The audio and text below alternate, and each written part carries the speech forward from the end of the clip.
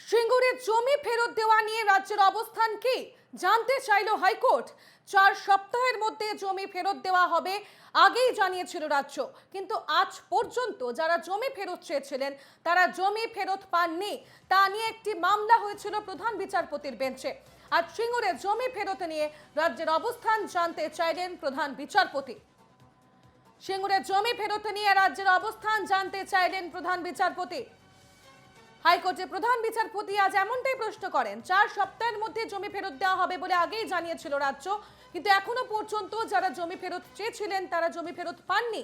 তা নিয়ে একটি মামলা হয়েছিল প্রধান বিচারপতির বেঞ্চে। আজ সিঙ্গুরে জমি ফেরত নিয়ে রাজ্যের অবস্থান জানতে চাইলেন প্রধান বিচারপতি।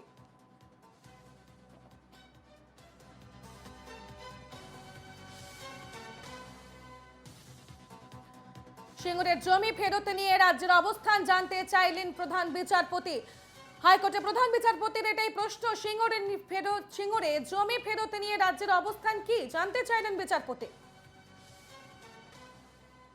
আমাদের সঙ্গে সরাসরি রয়েছেন আমাদের প্রতিনিধি সুদীপ্ত চট্টোপাধ্যায়। চলে যাব সুদীপ্তর কাছে। সুদীপ্ত, এবার হাইকোর্টের প্রধান বিচারপতি তিনি রাজ্যের অবস্থান জানতে চাইলেন সিঙ্গুরের প্রসঙ্গে, এবং যেই প্রতিশ্রুতি আগেই রাজ্য দিয়েছিল যে সমস্ত জমি ফিরিয়ে দেওয়া হবে তাদের, সেক্ষেত্রে এখনো তারা জমি ফেরত পাননি, তার পরিপ্রেক্ষিতে মামলা চলছিল এবং আজ সেই প্রশ্ন করলেন প্রধান বিচারপতি। আর কি কি পর্যবেক্ষণ ছিল আজ বিচারপতির? দেখো, মূলত এই মামলা যথেষ্ট পুরনো। 2016 সালে যখন টাটারা এই রাজ্য ছেড়ে চলে যায়, তারপরে কিন্তু রাজ্য সরকার এখানে জমিদাতারা যারা অনিচ্ছুক জমিদাতা, তারা কিন্তু জমি ফেরত চেয়েছিলেন।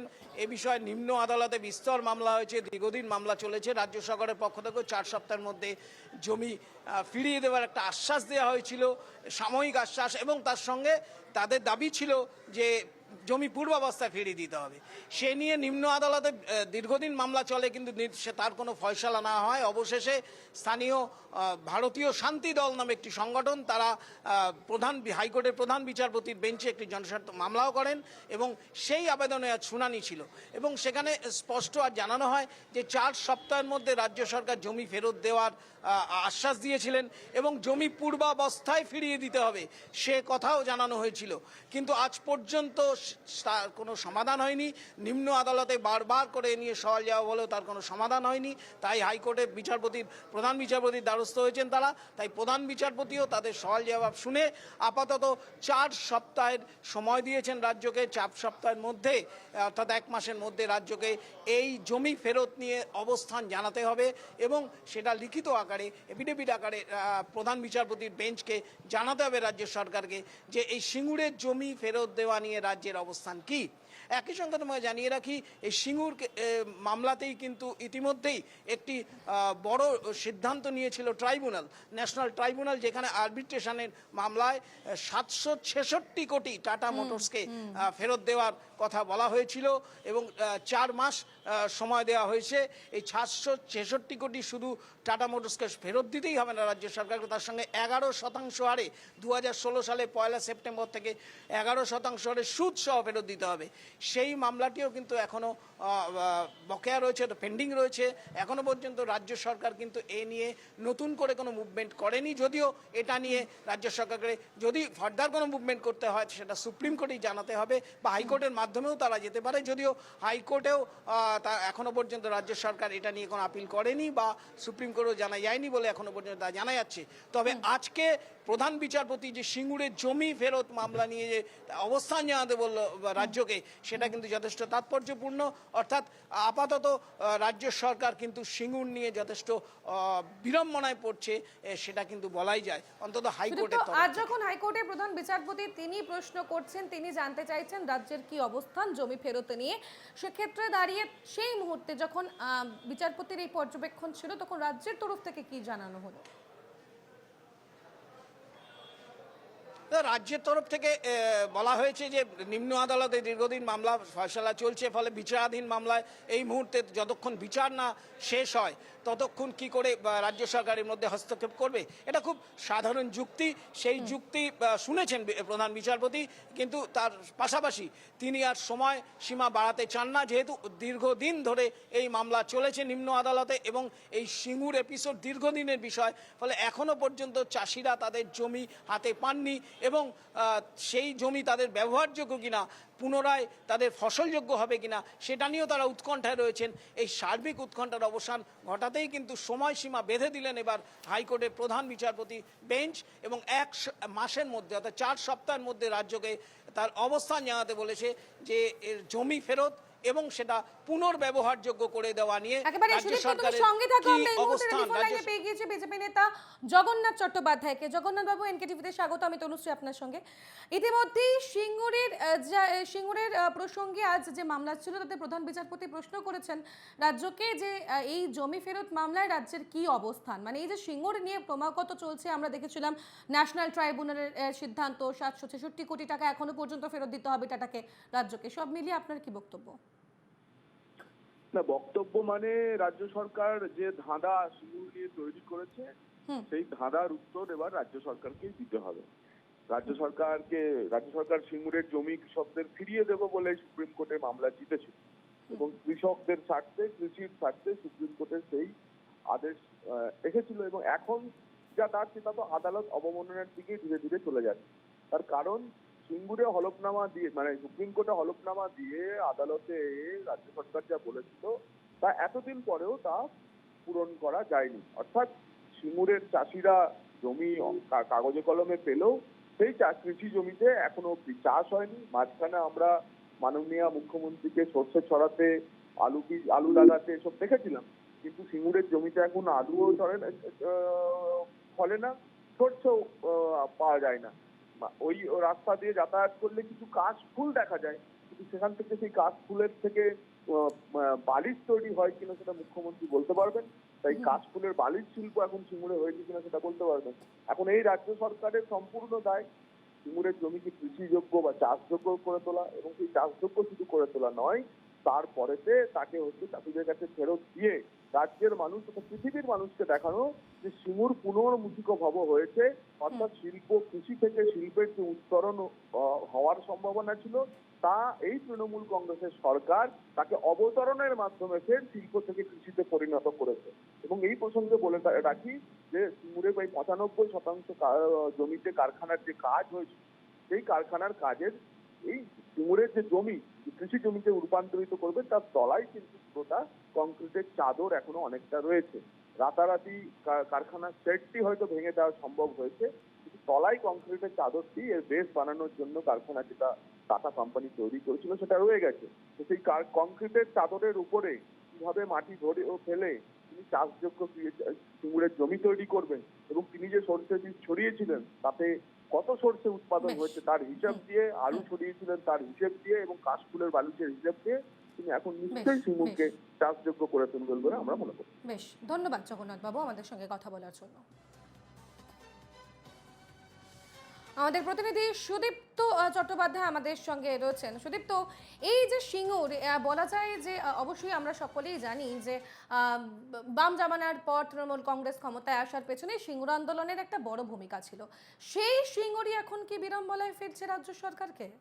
প্রশ্ন উঠছে না? দেখো, সিঙ্গুর নিয়ে এখন যে অবস্থা, মানে বিশেষ করে ট্রাইব্যুনালের যে অর্ডার, অর্থাৎ 766 কোটি টাকা এবং তার সঙ্গে 2016 সালের 1 সেপ্টেম্বর থেকে 11% হারে সুদ, একটা বিশাল অঙ্কের টাকা কিন্তু ফেরত দেওয়ার নির্দেশ ইতিমধ্যেই ন্যাশনাল ট্রাইব্যুনাল দিয়েছেন, আরবিট্রেশন কোর্ট সেটা দিয়েছে এবং সেটা কিন্তু রাজ্য সরকারকে অন্তত তারা যদি হায়ার কোর্টে আপিলও করে বা তারা যদি চ্যালেঞ্জও করে, কিন্তু সেই টাকা তাদের গচ্ছিত রাখতে হবে। এটা একটা বড় বিড়ম্বনার বিষয় রাজ্যের এই আর্থিক যে দৈন্যতার মাঝখানে এটা কিন্তু একটা বড় বিড়ম্বনা বিষয় অবশ্যই রাজ্যের কাছে। তার সঙ্গে এখন এই সিঙ্গুরের জমি ফেরত দেওয়া মামলা, শুধু জমি ফেরতই নয়, সেই জমিটা পুনর্ব্যবহারযোগ্য করে দিতে হবে, এরকমই কিন্তু এই আর্জি রয়েছে এই হাইকোর্টের প্রধান বিচারপতির বেঞ্চে, যারা ভারতীয় শান্তি দল যারা এই আবেদনটা করেছেন এবং অনিচ্ছুক কৃষক যারা অনিচ্ছুক চাষি বলা হতো সিঙ্গুরের সময়, তারা যে আবেদন জানিয়েছেন। অর্থাৎ সেক্ষেত্রেও কিন্তু জমি ফলনশীল জমি ফেরত দেওয়া এটাও কিন্তু একটা বড় চ্যালেঞ্জ। সিঙ্গুরের যে জমির যা অবস্থা এখন, সেই 3 ফসলি 4 ফসলি জমি এখন সেটা করে দেওয়া যথেষ্ট বিড়ম্বনার বিষয়। অর্থাৎ টাকা ফেরত এবং তার সাথে জমি ফেরত, এই দুটো বিষয় নিয়ে কিন্তু রাজ্য সরকার যথেষ্ট বিড়ম্বনায় পড়বেন, সেটা কিন্তু বলার অপেক্ষা রাখে না। আপাতত এক মাসের মধ্যে রাজ্য সরকার কংগ্রেস নেতা সৌম্য আইচ রয়কে। সৌম্যবাবু, এনকেটিভিতে স্বাগত, আমি তনুশ্রী আপনার সঙ্গে। সৌম্যবাবু, ইতিমধ্যে সিঙ্গুর নিয়ে একটা বড় অবস্থান জানতে চেয়েছে হাইকোর্ট। তার বিচারপতি জানতে চেয়েছেন যে সিঙ্গুরের জমি ফেরানো নিয়ে রাজ্যের কি অবস্থান, যদি এখনো এই বিষয়ে পুরো বিষয়টা সন্দিহীন। তারপরে আমরা ন্যাশনাল ট্রাইব্যুনালের সিদ্ধান্ত দেখেছিলাম, প্রায় 766 কোটি টাকা এখনো রাজ্যকে ফেরত দিতে হবে টাটাকে। কি বলবেন এই বিষয়ে? দেখুন, আমরা পরিষ্কার একটা কথা বলি, যে সিঙ্গুর আন্দোলনের সময় মাননীয় মুখ্যমন্ত্রীর সাথে আমরাও ছিলাম। এই আন্দোলনের শরিক আমরা ছিলাম, কারণ পদ্ধতিগতভাবে যে আন্দোলনটা হয়েছিল সেই আন্দোলনে অনেক ভুল ভ্রান্তি ছিল। কিন্তু জমির বদলে শিল্প হবে না, এটা আমরা কোনোদিনই চাইনি। সেখানে সর্ষের চাষ হবে বা মাগুর মাছের চাষ হবে, এটা বাংলার যুব সমাজ কখনোই চায়নি। তাই পশ্চিমবাংলার হাইকোর্ট যদি বারবার বলে যে হয় জমি ফেরত দিন, নইলে সেখানে শিল্প করুন, কিছু একটা তো করুন, স্ট্যাটাস কো অবস্থা তো রাখা যায় না। তাই মাননীয় মুখ্যমন্ত্রীর উচিত এটাকে নিয়ে সদার্থক ভূমিকা নেওয়া এবং সবার সাথে আলোচনা করে, সব পার্টির সাথে আলোচনা করে, অল পার্টি মিটিং করে এটার একটা সুষ্ঠু বিল বন্টনের ব্যবস্থা করা উচিত। যারা জমি দিতে চায় না তাদেরকে জমি ফেরত দিয়েও যদি সেখানে শিল্প হয়, অ্যামিকেবল সেটেলমেন্টের মাধ্যমে সেই শিল্পের কথা ভাবা উচিত। বেশ বেশ, ধন্যবাদ সৌম্যবাবু। আমরা কথা বলছিলাম, কংগ্রেস নেতা সৌম্য আইচ রয় আমাদের সঙ্গে টেলিফোন লাইনে ছিলেন। তিনিও কিন্তু কার্যত জানালেন যে জমির এই বদলে যে আন্দোলন হয়েছিল সেই সময় শরিক ছিলেন তারাও, তবে শিল্প হবে না এমনটা কোনোদিনই চাননি তারা। আমাদের সঙ্গে বাম নেতা সুজন চক্রবর্তী রয়েছেন। সুজনবাবু, এনকেটিভিতে স্বাগত, আমি তনুশ্রী আপনার সঙ্গে। ইতিমধ্যেই সিঙ্গুরে যে জমি ফেরত নিয়ে রাজ্য আগেই বলেছিল যে 4 সপ্তাহের মধ্যে তারা জমি ফেরত দিয়ে দেবে, সেই নিয়ে আজ প্রশ্ন করছেন বিচারপতি। তিনি বলছেন রাজ্যের অবস্থান মূলত জানতে চেয়েছেন যে কবে তারা এই জমি ফেরত দেবেন। তার আগে আমরা ন্যাশনাল ট্রাইব্যুনালের সিদ্ধান্ত দেখেছি, অত কোটি টাকা এখনো পর্যন্ত রাজ্যের বকেয়া রয়েছে টাটার কাছে। গোটা বিষয়টা আপনার কি মত? দেখুন, পশ্চিমবাংলাকে ধ্বংস করার সমস্ত প্রক্রিয়া তৃণমূল বাহিনী এবং তৃণমূলের সরকার কার্যকরী করেছে। দিল্লি তাদেরকে সাহায্য করে যাচ্ছে ধারাবাহিকভাবে, এবং সেটা লোককে বুঝতে না দেবার জন্য বাইরে ঝগড়া ভাব দেখাচ্ছে, আসলে সাহায্য করছে। এটা সর্বৈব সত্য, এটা সবাই বোঝেন। এমনকি সিঙ্গুর প্রকল্প তখনও কিন্তু তৃণমূল বিজেপি যৌথভাবেই তার যা 12টা বাজিয়েছে, ফলে তৃণমূল দায়ী, বিজেপি দায়ী, এ নিয়ে কোনো সন্দেহ নেই। এবার যখন জমির প্রসঙ্গটা আসলো, তখন সরকারও যা বললো এবং কোর্ট যা বললো, সেটার মূল মানে দাঁড়াচ্ছে এই যে জমি অধিগ্রহণটা ঠিক হয়নি, কারণ সরকার ঠিক হয়নি এটা প্রমাণ করতে চেয়েছে। ফলে সরকারের এই হারের উপরে অনেকাংশে নির্ভর করতে হয়েছে। সরকার যদি নিজে হারতে চায় তাহলে তো সে হারবেই, হেরেছে। অর্থাৎ জমি অধিগ্রহণ বেআইনি সরকার বলতে চেয়েছে, আইনি বলতে চায়নি। এবার তারপরে তো জমি ফেরত দেওয়ার কথা, চাষযোগ্য করে জমি ফেরত দেওয়ার কথা। সরকার বলেছিল যে আমি চাষযোগ্য করে ফেরত দেবো, সরকার যা বলেছে সেটাই কোর্ট করতে বলেছে। কোর্ট সেই অর্ডার দিয়েছে, কিন্তু অর্ডার দিলেও সরকার যা বলেছে সরকার সে অনুযায়ী চলেনি, কোর্টের কথা অনুযায়ী চলেনি, নির্দেশ অমান্য করেছে। যখন চাষিরা বলছেন তাহলে আমি শিল্প যখন হলো না, জমি তো আমরা দিয়েছিলাম শিল্প করার জন্য, এবারে কোর্ট যখন বলেছে আর সরকার যখন বলেছে চাষযোগ্য করে ফেরত দিতে হবে, ফেরত দেওয়া হোক। ফেরত দেওয়া হয়নি।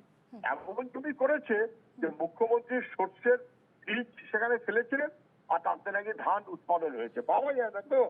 ফলে কার্যত মানুষকে প্রতারণা করা, এবং সরকারকে উত্তর দিতে হবে 4 সপ্তাহের মধ্যে তারা কি করতে চায়। সরকার আবার পাঁদিক দান্দিক ছক্কা পাঞ্জা করতে করতে উত্তর না দিয়ে এড়িয়ে যাওয়ার চেষ্টা করবে। কৃষক বিরোধী, মানুষ বিরোধী সরকার হলে যা হয় তাই চলছে। বেশ, ধন্যবাদ সুজন বাবু।